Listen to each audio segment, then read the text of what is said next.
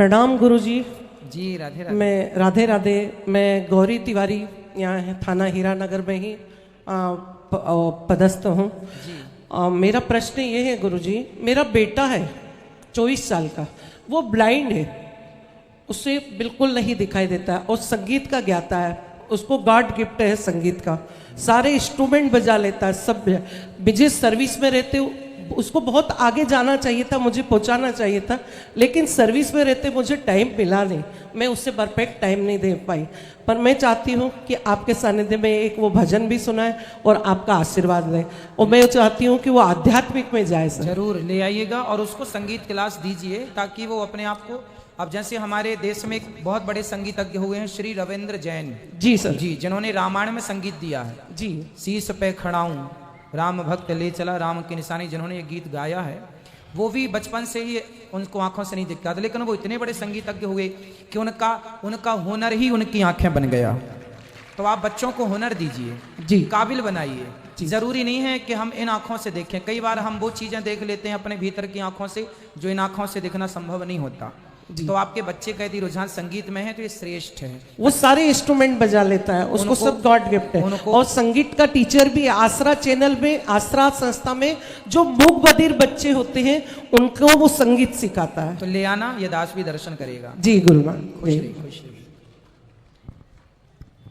राधे राधे गुरु जी। जी गुरु जी, मेरा सवाल है आप कि गुरु मंत्र के क्या क्या फायदे होते हैं जीवन में, आप बता दीजिए। किसके? गुरु मंत्र लेने के। गुरु मंत्र लेने के फायदे, गुरु मंत्र लेने के फायदे ये होते हैं बेटा कि हमें पढ़ने से क्या फायदा मिलता है, हमें स्कूल क्यों भेजा जाता है, स्कूल जाने के क्या फायदे हैं बताओ। सर शिक्षा मिलती है, स्कूल में शिक्षा मिलती है और मंत्र लेने के बाद संस्कार मिलते हैं। संस्कार जरूरी है, तो संस्कार इसलिए कहते हैं ना शिक्षा दीक्षा, तो शिक्षा तो हो गई बट दीक्षा नहीं हो पाई, इसलिए आज के बच्चे रास्ता भटक रहे हैं, क्योंकि शिक्षित तो हैं दीक्षित नहीं, संस्कार नहीं है। तो वो इतना ही जरूरी है जितनी जरूरी शिक्षा। जी गुरु जी, प्रणाम गुरु जी। खुश रहिए।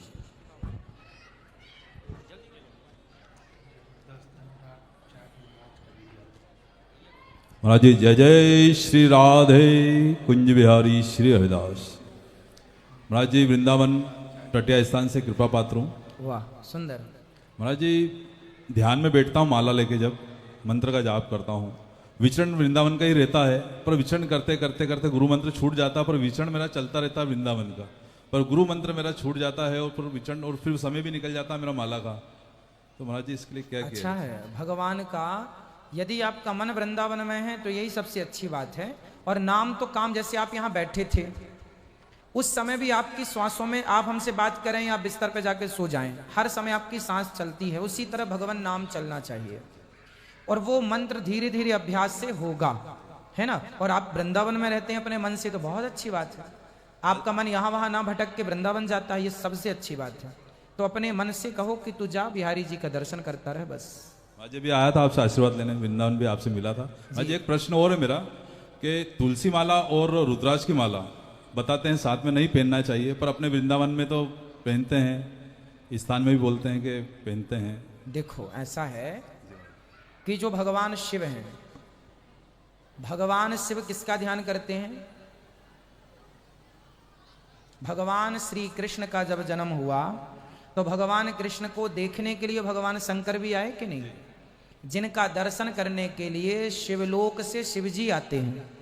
राम जी का जन्म हुआ तो राम जी को देखने अवध में शंकर जी भी आए, जिनके दर्शन को पाने के लिए शिव जी भी लाइन में खड़े हैं। ऐसे भगवान को जब हृदय में बसा लिया तो जो शिव जी की आराधना करता है, जो शिव जी की पूजा करता है, वो शिव जी की पूजा करने के बाद ही भगवान कृष्ण और राम की पूजा, श्रीमन नारायण की पूजा करने का अधिकारी होता है। तो जब आप नाव से किनारे पहुंच जाएंगे तो नाव अपने आप छूट जाएगी। नाव में तब तक ही बैठा जाता है जब तक कि आप किनारे पर नहीं पहुंचे। किनारे पर पहुंचने पर भी आप नाव में बैठे रहेंगे तो किनारे पहुंचने का अर्थ क्या हुआ? तो नाव छूट जाएगी। उसी प्रकार भगवान रुद्राक्ष की माला पहनने वाला जब तुलसी पहनता है तो इस भाव से कि मुझे रुद्राक्ष ने तुलसी तक पहुंचाया, मतलब भगवान शिव की उपासना ने। अच्छा, नरसिंह मेहता को आप जानते हैं, नाम सुना आपने? हाँ बोलो हाँ या ना। भक्तमाल में नरसिंह मेहता की एक कथा है नरसिंह मेहता की भौजाई ने घर से निकाल दिया। नरसिंह मेहता जी शंकर जी के मंदिर में जाके जंगल में जब गए ना, तो वहां एक शिवलिंग था। उस शिवलिंग में जाकर नरसिंह जी लेट गए, पड़ गए, और ऐसे पड़े कि 7 दिन तक वो मूर्छित पड़े रहे। 7 दिन बाद शंकर जी प्रकट हुए। शंकर जी तो भोलेनाथ है, प्रकट हो गए कि मेरा भक्त पड़ा है। अब वो प्रकट हो गए, पुत्र क्या चाहिए?